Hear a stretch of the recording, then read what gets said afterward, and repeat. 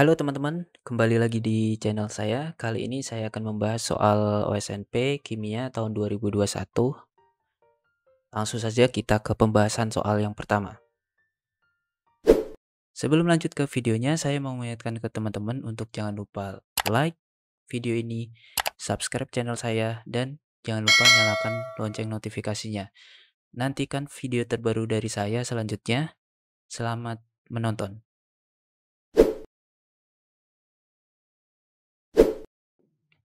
Kemudian soal yang keempat, senyawa oksida. Di sini tiap pertanyaan diberi nilai 2 poin. Senyawa oksida dapat dikelompokkan bersifat basa, asam, atau maupun amfoter. Bisa bersifat asam maupun basa.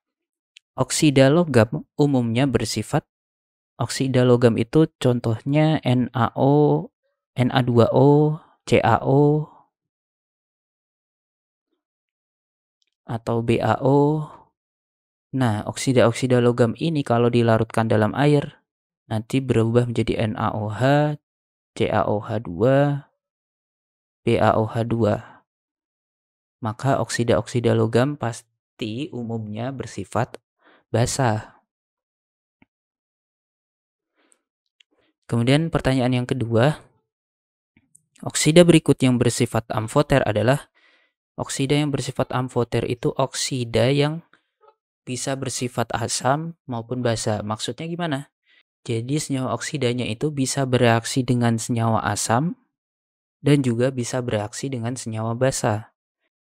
Nah, salah satu oksida yang bersifat amfoter adalah senyawa Al2O3. Jadi jawabannya yang D. Karena Al2O3 ketika bereaksi dengan asam nanti jadi AlCl3.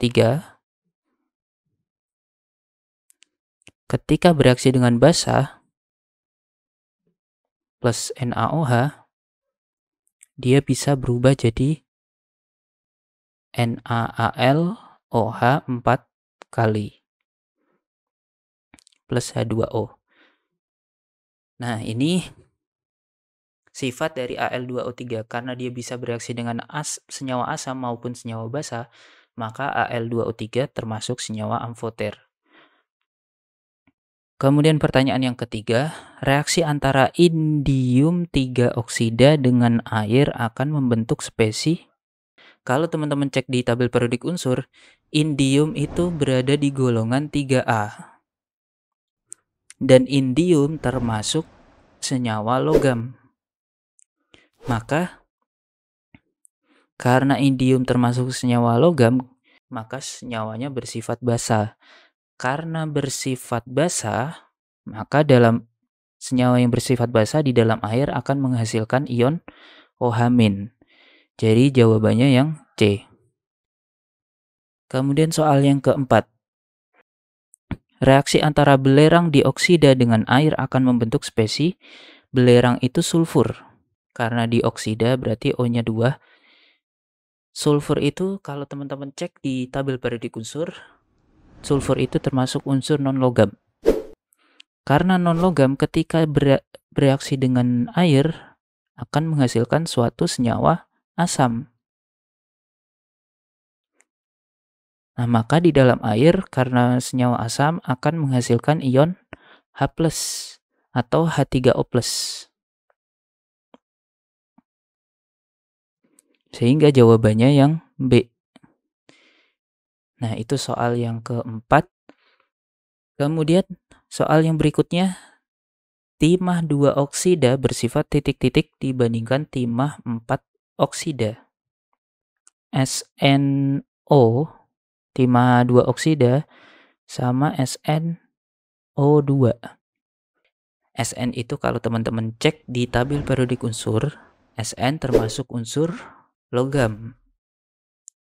Jadi oksida SNO sama SNO2 ini termasuk oksida yang bersifat basa. Nah, sifat basa mana yang lebih kuat?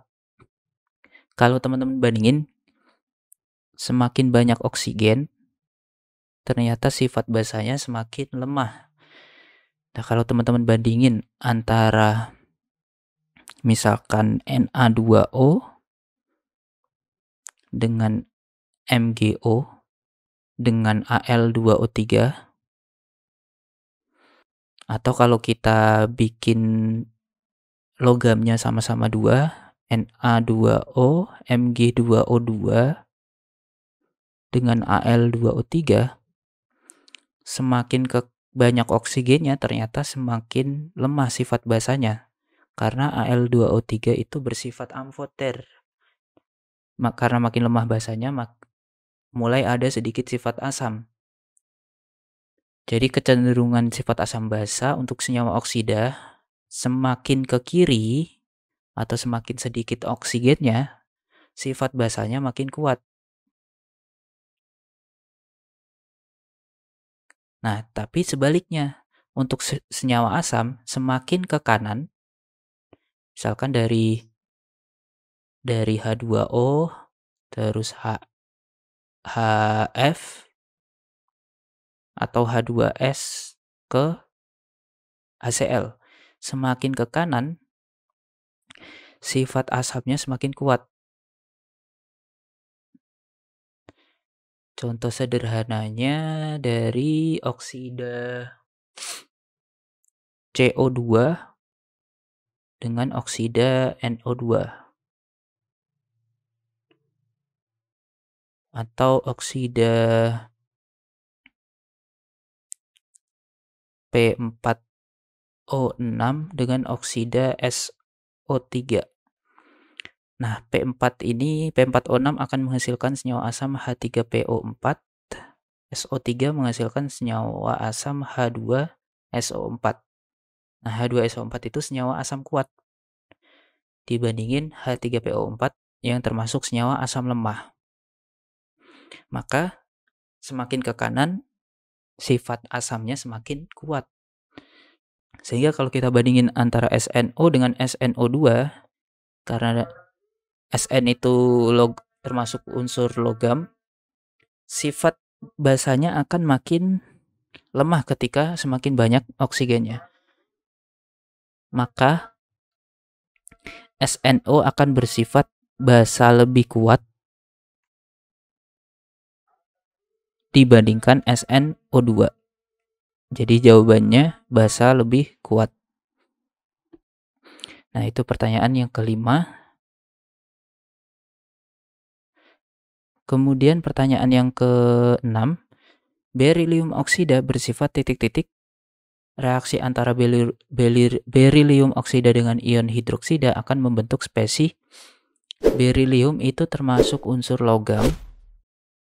Jadi, senyawa oksidanya bersifat basa. Ketika bereaksi dengan OH-, karena dia bersifat oksida basa, maka berilium oksida tidak bisa bereaksi dengan ion OH-, karena basa tidak bisa bereaksi dengan basa. Sehingga jawabannya yang benar yang C. Tidak ada yang terbentuk atau tidak terjadi reaksi apa-apa. Nah, kemudian nomor 7, asam oksohalogen HXON, X-nya bisa Cl, Br, atau I dari N1 sampai 4. Asam oksohalogen yang paling asam adalah itu ketika aturan yang pertama adalah ketika X-nya ini paling elektronegatif.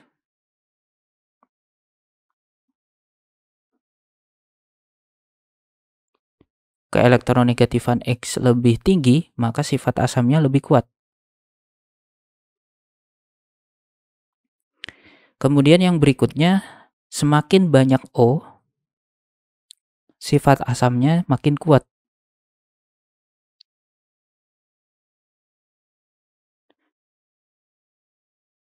Sifat asam makin kuat.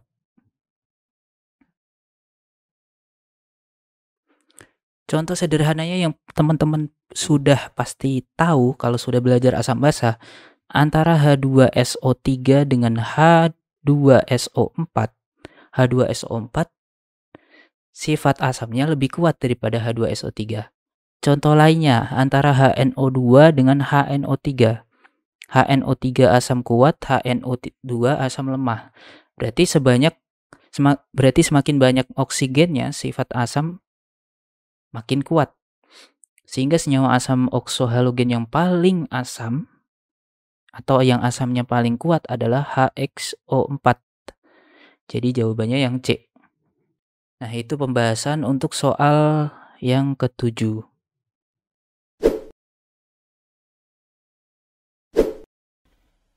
Oke, kemudian soal nomor 5. Soal semikonduktor, di mana tiap pertanyaan di sini bernilai 1 poin. Silikon merupakan unsur yang sangat berperan dalam perkembangan teknologi, mengingat kegunaannya dalam bidang semikonduktor. Silikon memiliki titik-titik elektron valensi yang dapat berikatan kovalen dengan titik-titik atom silikon lain. Karena silikon ada di unsur golongan 4A, maka silikon memiliki 4 elektron valensi, sama seperti karbon.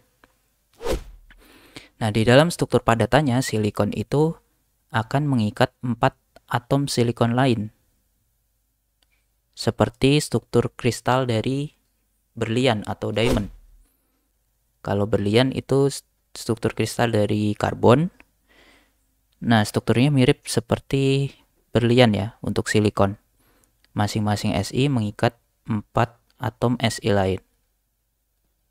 Dan ikatannya nyambung terus.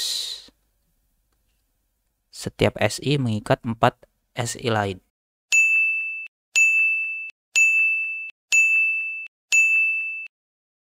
Nah, ini dinamakan struktur kristal raksasa. Kemudian, padatan kristal silikon murni sendiri tidak dapat digunakan sebagai semikonduktor, sehingga harus disisipkan dopan agar bisa berperan sebagai semikonduktor. Ada 2 jenis semikonduktor berdasarkan dopan yang digunakan dan akan mempengaruhi muatan kristal silikon tersebut, yaitu semikonduktor tipe P dan tipe N. Pada tipe P, atom titik-titik biasa digunakan sebagai dopan, dan atom titik-titik biasa digunakan pada tipe N. Tujuan penambahan dopan pada silikon adalah titik-titik. Nah, untuk menjawab pertanyaan ini, saya merujuk dari buku Housecroft, buku Inorganic Chemistry, karangan dari Housecroft, terkait materi semikonduktor. Nah, saya dapat jawaban untuk soal ini, di mana in a P-type semiconductor, biasanya ya atom yang digunakan untuk dopan adalah atom Ga. Sehingga jawaban yang pertama pada tipe P atom Ga biasa digunakan sebagai dopan.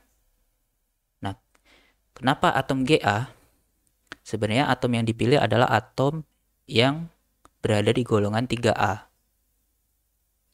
Nah, tergantung nanti pilihannya di soal ya. Kemudian untuk tipe N digunakan atom dari golongan 5A. Nah, biasanya logam yang digunakan sebagai dopan adalah logam As. Sehingga jawabannya As.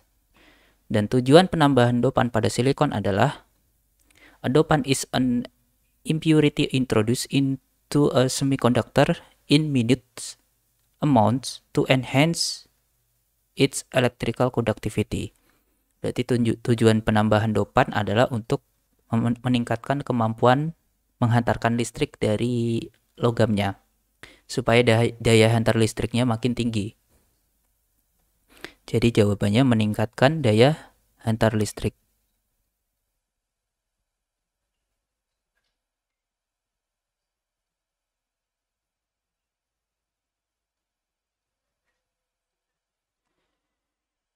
Nah, itu untuk pembahasan soal nomor 5. Oke, mungkin sampai di sini untuk pembahasan di video kali ini. Terima kasih teman-teman sudah menonton. Jangan lupa like, subscribe, dan komen jika teman-teman ada pertanyaan yang mau ditanyakan terkait pembahasan saya di video ini. Nantikan video pembahasan berikutnya. Sampai jumpa di video selanjutnya.